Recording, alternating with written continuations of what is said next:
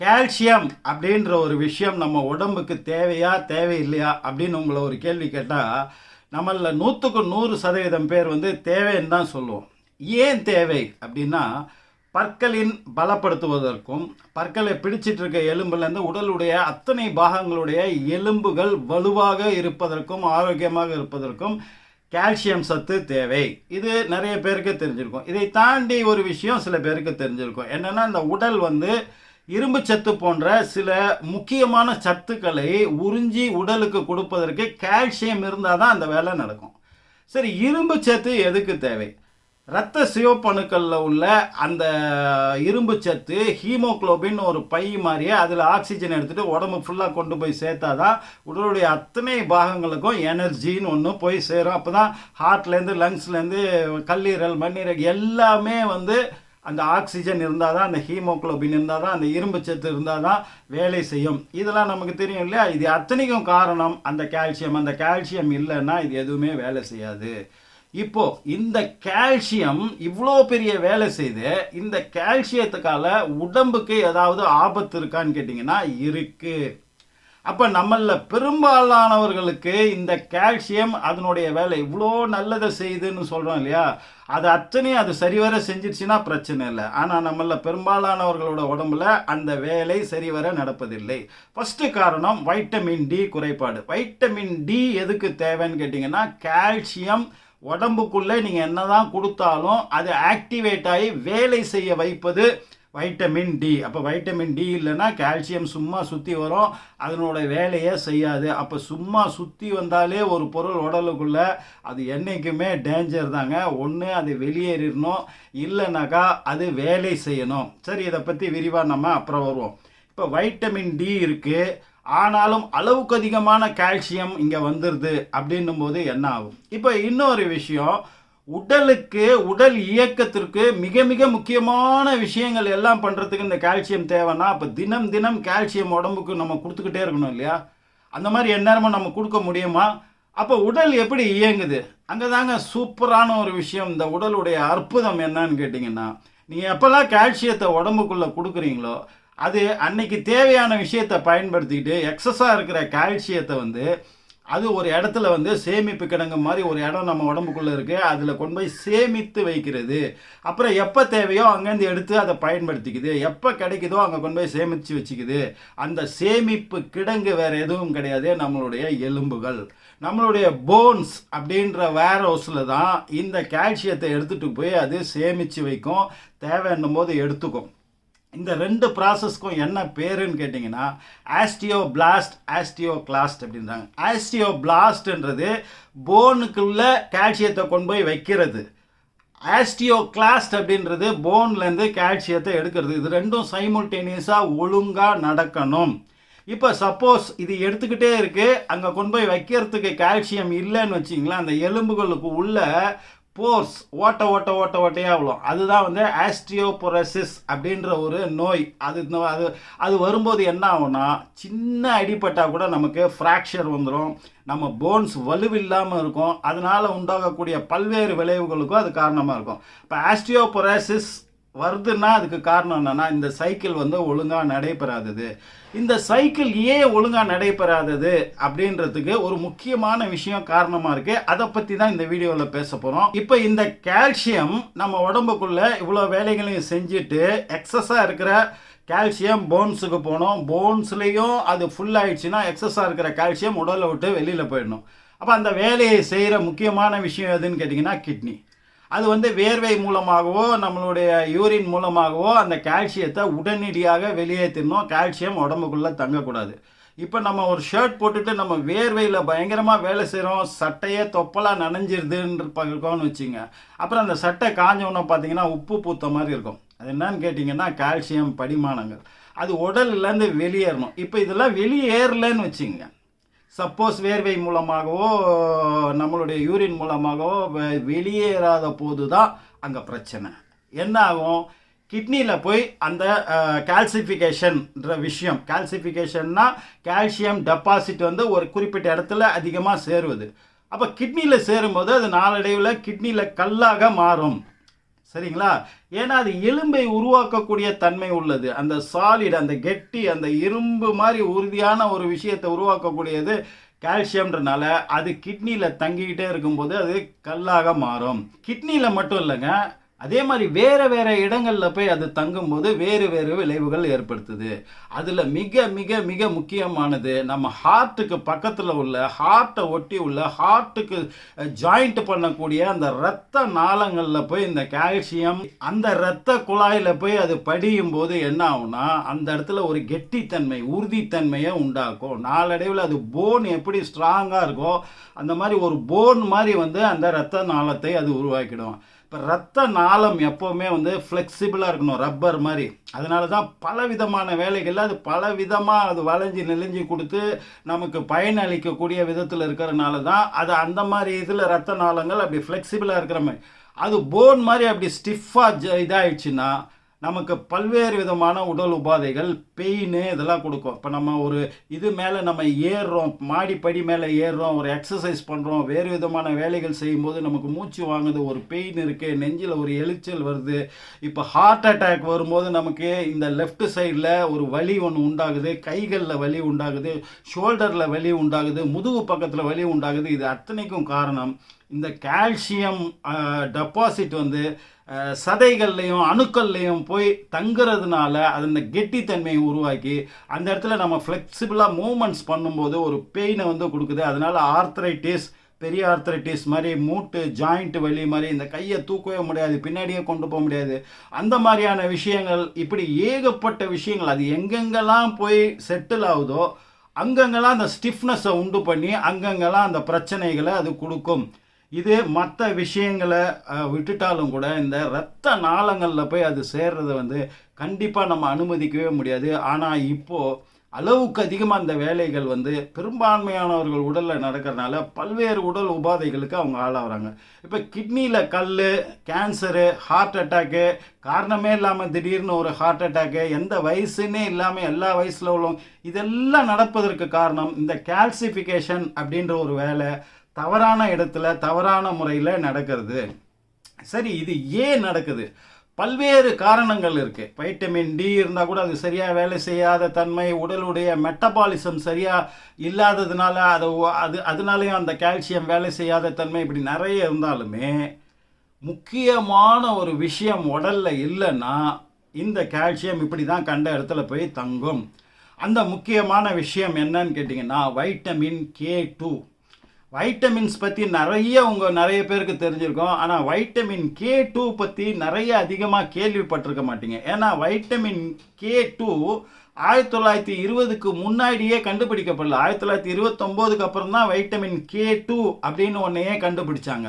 1929ல் German science ஜெர்னலில் இதை பற்றி ஒரு ஆர்டிக்கல், ஒரு அறிக்கை வெளியே வந்த போது தான் இந்த உலகத்துக்கு இப்படி ஒரு வைட்டமின் இருக்குது, அது இவ்வளோ வேலைகளை செய்யுது அப்படின்ற விஷயமே தெரிஞ்சுது. அந்த சயின்ஸ் ஜேர்னலில் கூட அவங்க என்ன சொல்கிறாங்கன்னா, இப்போ நமக்கு சின்ன சின்ன அடி, சின்ன சின்ன சராய்ப்பு வரும்போது ரத்தம் வருது இல்லையா, கொஞ்ச நேரத்தில் ரத்தம் நின்றுடுது இல்லையா, அதுக்கு பேர் உடல் செய்யக்கூடிய பிளட் கிளாட்டிங் அப்படின்ற வேலை, ரத்தம் உறைதல் அப்படின்ற வேலை அது தானாக வந்து அங்கே நடக்குது. அதுக்கு காரணமாக இருப்பது இந்த வைட்டமின் K2. ஆனால் அவங்க வைட்டமின் K2 அப்படின்னு பேர் வைக்கல, கொயாகுலேஷன் வைட்டமின் அப்படின்னு பேர் வச்சாங்க. ஏன்னா கொயாகுலேட் பண்ணுது, பிளட்டை கிளாட் பண்ணுது, அதனால அந்த பேர் வச்சாங்க. அதுக்கு காரணம் வைட்டமின் K2ன்னு ஜெர்மன் சயின்ஸ் ஜேர்னலில் அதை பற்றி ஃபஸ்ட்டு 1929ல் சொல்கிறாங்க. அதுக்கப்புறம் வந்து ஒரு டென்டிஸ்ட், வெஸ்டர்ன் பிரைஸ் அப்படின்றவர் தான் இதில் மிக மிக முக்கியமான விஷயத்தை வெளியே கொண்டு வராரு இந்த வைட்டமின் K2 பற்றி. இவர் ஒரு டென்டிஸ்ட்டு, இவர் உலகம் ஃபுல்லாக ஒரு ட்ராவல் பண்ணுறாரு. எதுக்குன்னா உலகத்தில் உள்ள பல்வேறு விதமான பாப்புலேஷன் அவங்க சாப்பிட்ற சாப்பாடும் அது சம்மந்தப்பட்ட கொரோனரி டிசீஸ், அந்தந்த ஏரியாவில் என்னென்ன மாதிரியான கொரோனரி டிசீசஸ் வருது, அது அவங்க என்ன டயட் சாப்பிட்றாங்க, அதுக்கும் இதுக்கும் எதுவும் சம்பந்தம் இருக்கா அப்படின்றத வந்து அவர் ஆய்வு பண்ணிக்கிட்டே வரும்போது அவர் வந்து ஒரு விஷயத்தை வெளிப்படுத்துகிறாரு. என்னன்னு கேட்டிங்கன்னா, இந்த பற்களுடைய பலத்துக்கும் அவங்க சாப்பிட்ற சாப்பாட்டுக்கும் முக்கியமான காரணமாக இருக்கிற ஒரு விஷயம், அதுக்கு ஒரு வைட்டமின் அவர் ஆக்டிவேட்டார் எக்ஸ் அப்படின்னு சொல்லி அதுக்கு பேர் வைக்கிறாரு. அதுதான் இன்னைக்கு வைட்டமின் K2ன்னு வருது. இது வந்து ஹார்ட் டிசீஸ்க்கும் ஹார்ட் சம்மந்தப்பட்ட ஹெல்த்துக்கு 90%, போன்ஸுங்களோட ஹெல்த்துக்கும் மற்ற இந்த கேன்சர் செல்களை கொல்வதற்கும் அப்படின்னு ஏகப்பட்ட விஷயங்களை பண்ணுவதற்கு இந்த வைட்டமின் K2 அப்படின்ற ஒன்று ஹெல்ப் பண்ணுது. அது உடலுக்குள்ளே இருக்குது அப்படின்றத கண்டுபிடிச்சாரு. அதுக்கப்புறம் தான் ஏகப்பட்ட ஆய்வுகள் இந்த K2 பற்றி கண்டுபிடிக்கும் போது தான் என்ன விஷயம் வெளிப்படுது. இப்போ தான் ரொம்ப ரொம்ப முக்கியமான விஷயத்துக்கு வரப்போகிறோம். இப்போ நம்ம சொன்னோம் இல்லையா, இந்த கால்சிஃபிகேஷன் ஆஃப் போன்ஸ், அந்த கால்சிஃபிகேஷன் ஒரு வேலை, கால்சியம் போய் டெபாசிட் ஆகுறது, சேமிப்பாகிறது, போன்ஸில் நடக்கணும்.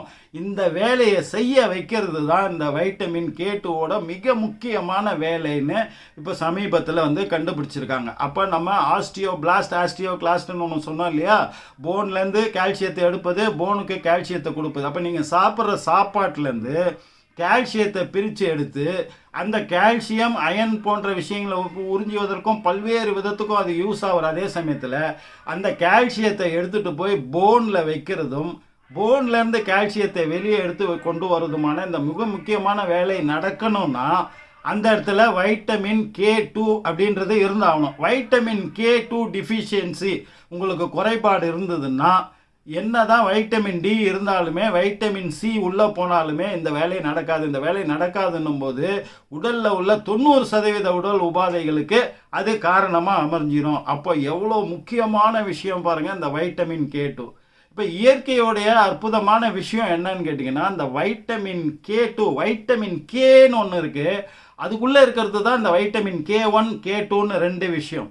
வைட்டமின் K வந்து நிறைய பொருட்கள் இருக்குது. இப்போ கீரைகளில் நிறைய இருக்குது, ப்ரொக்கோலியில் இருக்குது, நம்ம காலிஃப்ளவரில் இருக்குது, அப்புறம் முந்திரியில் இருக்குது, அப்புறம் பிஸ்தாவில் இருக்குது, அப்புறம் வந்து வெள்ளரிக்காயில் இருக்குது. இந்த மாதிரி நிறைய விஷயங்களில் வந்து வைட்டமின் K இருந்தாலுமே அந்த வைட்டமின் K உடலால் வைட்டமின் K1 K2 அப்படின்னு பிரிக்கப்படுது. வைட்டமின் K1க்கு பெரிய பலன் இருக்கிறதா தெரியல, பட் ஆய்வுகள் நிறைய பண்ணிட்டு இருக்காங்க.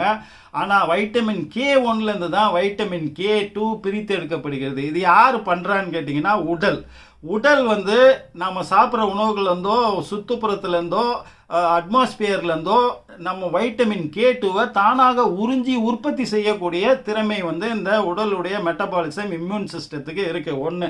ரெண்டாவது, நீங்கள் சாப்பிட்ற சாப்பாட்டிலேருந்து அந்த வைட்டமின் Kலேருந்து K1 பிரித்து எடுக்கப்படும் போது அந்த K1லேருந்து K2வை உற்பத்தி பண்ணக்கூடிய விஷயமும் அது பண்ணுது. இப்போ இது எல்லாத்துக்கும் உறுதுணை பண்ணுறது எதுன்னு கேட்டிங்கன்னா, நம்ம கட் ஏரியா, நம்ம வயிற்று பகுதி இருக்கு இல்லையா, குறிப்பாக பெருங்குடலில் உள்ள குட் பாக்டீரியாஸ், நல்ல பாக்டீரியாக்கள். இப்போ நம்ம ஒரு உயிர் தான் நினச்சிட்ருக்கோம், நம்ம உடலுக்குள்ள லட்சக்கணக்கான உயிரினங்கள் இருக்குது. அதில் 90% நல்ல உயிரினங்கள், ஒரு 10% கெட்ட உயிரினங்கள்னு வச்சிங்களேன். இந்த பேலன்ஸ் போகும்போது நம்ம உடலுக்கு கெட்டது நடக்கும். அப்போ அந்த குட் பாக்டீரியா அப்படின்னு சொல்லக்கூடிய அந்த உயிரிகள் தான் இந்த K1லேருந்து K2வை பிரித்து எடுக்கக்கூடிய வேலை செய்து வைட்டமின் Kலேருந்தும் இதை உடச்சி ரெண்டாக வந்து பிரிக்குது. அப்புறம் வைட்டமின் K2லேயே MK4 MK7 ஒன்று இருக்குது, அதையும் பிரித்து எடுப்பது இது எல்லாமே. அப்போ வயிற்றுக்குள்ளே அந்த நல்ல பாக்டீரியாவும் அந்த நல்ல பாக்டீரியாக்களுக்கு உணவும் கொடுத்து அதை ஊக்குவிச்சனாலே போதும், இந்த வேலை வந்து ஒழுங்காக நடக்கும். இப்போ புரிஞ்சிச்சிங்களா? வேறு இப்போ வைட்டமின் K நிறைய உணவுகள் இருந்தால் கூட வைட்டமின் K2ன்றது வந்து ரொம்ப ரொம்ப அரிதான பொருட்களில் தான் இருக்குது, அதுவும் கம்மியான அளவில் தான் இருக்குது. K1 அப்படின்ற விட்டமின் வந்து பிளான்ட் ஃபுட்ஸில் இருக்குது, இந்த தாவரத்தில். இப்போ நம்ம சொன்னோம் இல்லையா, இந்த கீரைகள் இந்த உணவு வகைகள்லாம் சொன்னோம் இல்லையா, அதில் உள்ள வெஜிடேரியன் வச்சிங்களேன் K1 வைட்டமின். K2ன்றது நான் வெஜிடேரியன் வைட்டமின் அப்படின்னு சும்மா வந்து நம்ம சொல்லிக்கலாம். என்னன்னு கேட்டிங்கன்னா, இது வந்து அனிமல் ஃபுட்ஸில் இருக்குது. அனிமல் ஃபுட்ஸுன்னு அப்புறம் ஃபெர்மெண்டட் ஃபுட்ஸ், இது ரெண்டுத்துலேயும் தான் K2 இருக்குது. இப்போ பொதுவாகவே K2 உள்ள உணவுகளை நம்ம சாப்பிட்றதே இல்லை. உலகத்தில் உள்ள முக்கால்வாசி பேரில் ஒரு 10% பேர் தான் அது சாப்பிடக்கூடியவர்களாக இருக்காங்க. மீதி பேரெல்லாம் அது என்னன்னு கூட நீங்கள் கேட்க வேணாம், அதெல்லாம் கேட்டால் நம்ம சாப்பிடவே மாட்டோம் அப்படின்றது. இப்போ சாப்பிடக்கூடிய உணவுகள் K2 உள்ளது அப்படின்னு பார்த்தீங்கன்னா, எக்குனுடைய முட்டையினுடைய மஞ்சள் கரு, அதில் வந்து ஏகப்பட்ட வைட்டமின் K2 வந்து இருக்குது. அதுக்கப்புறம் வந்து இயற்கை முறையில் ஆர்கானிக்காக வளர்க்கப்பட்ட உயிரினங்களுடைய லீவர், அந்த ஈரலில் வந்து இருக்குது. இப்போது நாட்டுக்கோழி, நல்ல முறையில் கெமிக்கல் போடாமல் வளர்க்கப்பட்ட நாட்டுக்கோழியோடைய ஈரலில் வந்து அது இருக்குது. அதே மாதிரி ஆடு மாடு இதெல்லாம் வந்து புல்களை மேய்ஞ்சி ஆரோக்கியமாக ஆர்கானிக்காக வளரக்கூடிய அந்த உயிரினங்களுடைய லீவர், கல்லீரல், மண்ணீரல், இந்த மாதிரியான விஷயங்களில் வந்து அது வந்து இருக்குது. அதுக்கு அடுத்து வந்து ஃபெர்மெண்டட் ஃபுட்ஸ்னால் ஊற வைக்கப்பட்ட விஷயங்கள். இது உதாரணமாக சொல்லணுன்னா தயிர்னு எடுத்துக்கங்களேன். தயிர் வந்து எப்படின்னு கேட்டிங்கன்னா, அந்த மாட்டுலேருந்து கறக்கப்பட்ட பாலை 2 மணி நேரத்துக்குள்ளே காய்ச்சி வீட்டிலேயே தயிர் துவச்சி உருவாக்கப்பட்ட அந்த தயிர், அதில் ப்ரோபயோட்டிக்ஸ் நிறைய இருக்குது. இந்த ப்ரோபயோட்டிக்ஸ் வந்து நம்ம சொன்னோம் இல்லையா, கட் ஏரியாவில் உள்ள அந்த குட் பாக்டீரியாவுக்கு மிக பிடித்த உணவு அது. அதனால அதை சாப்பிடும்போது அதுங்க எனர்ஜி ஆகிறனால நீங்கள் சாப்பிட்ற சாப்பாட்டில் உள்ள K1லேருந்து K2 வந்து கிடைக்கும். அது போக இதில் K2வே வந்து இருக்குது, கெய்ஃபிர் ஃபுட்ஸ் அப்படின்னு. அது தயிர் மாதிரியான ஒரு விஷயம்தான். அது வந்து விற்கிது, அதை கூட நீங்கள் வாங்கி சாப்பிட்லாம். அதில் கூட K2 வந்து நிறையா இருக்குது. இப்படி குறிப்பிட்ட சில விஷயங்களில் மட்டும்தான் K2 வந்து இருக்குது. இது எல்லாத்தையும் விட இயற்கை கொடுத்துருக்கக்கூடிய மிகப்பெரிய கொடை என்ன தெரியுமாங்க? இந்த இரத்த நாளத்தை சுத்தம் பண்ணி, அதாவது இந்த கால்சியம் டெபாசிட்ன்ற லேயரை மட்டும் இல்லைங்க, அதுக்குள்ளே படிஞ்சிருக்கிற கொழுப்பு அடைப்பு எல்லாத்தையும் கழுவி சுத்தம் பண்ணி பலன்னு தொடச்சி எடுக்கிற பவர் வந்து ஒரு பொருளுக்கு இருக்குது. அதுதாங்க கருப்பு பன்னீர் திராட்சையினோட கொட்டைகள். இந்த கருப்பு பன்னீர் திராட்சையோட கொட்டைகளுடைய மருத்துவ குணங்களை பற்றி சொல்லணுன்னா அதுக்கு ஒரு தனி வீடியோவே போடணும். அதை பற்றி அடுத்த வீடியோவில் டீட்டெயில்டாக சொல்லுவோம். இப்போ நம்ம எடுத்துகிட்டு இருக்கிற டாப்பிக்கு இந்த இரத்த நாளங்களை சுத்தம் பண்ணுறதுக்கு இந்த கருப்பு பன்னீர் திராட்சையை வாங்கி வாரத்துக்கு ஒரு முறை அந்த கொட்டையை நீக்காமல் அப்படியே போட்டு நல்லா மைய அரைச்சி ஒரு கிளாஸ் வந்து வாரத்துக்கு ஒரு முறை கண்டிப்பாக குடிச்சிங்கன்னா உங்களுக்கு இந்த இரத்த நாள அடைப்பு, இதயம் சம்பந்தப்பட்ட நோய்கள் இதெல்லாம் வரவே வராது. அது போக K2 சப்ளிமெண்ட்ஸ் அப்படின்னு சொல்லி அமேசான் போன்ற வலைத்தளங்களில் வந்து அது விற்கிறாங்க. அதில் நல்ல பொருட்கள் நல்ல விஷயத்தை வாங்கி நீங்கள் சாப்பிட்லாம். இந்த கால்சிஃபிகேஷன்ற வேலை வந்து போனில் மட்டும்தான் நடக்கணும். ஏன்னா போனில் தான் அந்த கால்சியம் சேர்த்து வைக்கணும். தேவைப்படும் போது போன்லேருந்து தான் எடுத்துக்கணும். வேறு இடத்துல போய் அது தங்க விட்டாலே வந்து நமக்கு பிரச்சனை. இப்போ நிறைய ஆன்டிபயோட்டிக்ஸ் சாப்பிடும்போது கூட இந்த கால்சியம் டெபாசிட்ஸ் வந்து கண்ட இடத்துல போய் நமக்கு தேங்குவதற்கான வழிவகைகள் பிறக்கிறது. அப்போ வைட்டமின் K2 அப்படின்றது தான் இதனோட உயிர் நாடி, வேறு வழியே கிடையாது. இந்த கால்சியத்தை தொடச்சி எடுத்து உடம்புலேருந்து வெளியேற்றத்துக்கும், கிட்னி சரியாக ஃபங்க்ஷன் ஆகாமல் இருந்தால் கூட இந்த கால்சியம் உடலில் தங்கிடும். அப்போ கிட்னியோடைய நலம், கிட்னியோட ஹெல்த்தை வந்து ரொம்ப ரொம்ப முக்கியமாக நம்ம பார்த்துக்கணும். லீவருடைய ஹெல்த்தை நம்ம ரொம்ப முக்கியமாக பார்த்துக்கணும். எதெல்லாம் இந்த முக்கியமான கழிவுகளை உடல்லேருந்து வெளியேற்றக்கூடிய விஷயமா இருக்கோ அதெல்லாம் ஆரோக்கியமாக இருந்தாலே இந்த கால்சிஃபிகேஷன் அப்படின்றது வந்து ஒழுங்காக நடக்கும். டயபெட்டிஸ் உள்ளவங்களுக்கு வந்து இந்த கால்சிஃபிகேஷன் வேறு இடங்களில் ராங் ஏரியாஸில் கால்சிஃபிகேஷன் நடக்கிறது அதிகமாக நடக்கிறதுனால அவங்களுக்கு பற்களில் வலி, கண்களில் போய் தங்கும், கண்களில் வந்து பிரச்சனை வரும், மூட்டு வலி, ஜாயிண்ட் வலின்னு ஏகப்பட்ட சிக்கல்கள் அவங்களுக்கு வர்றதுக்கு காரணம் இந்த கால்சிஃபிகேஷன் அப்படின்ற விஷயம் தவறான இடத்துல நடக்கிறது தான். அடுத்த ஒரு நல்ல தகவலோடு உங்களை சந்திக்கிறேன். நன்றி. AJH.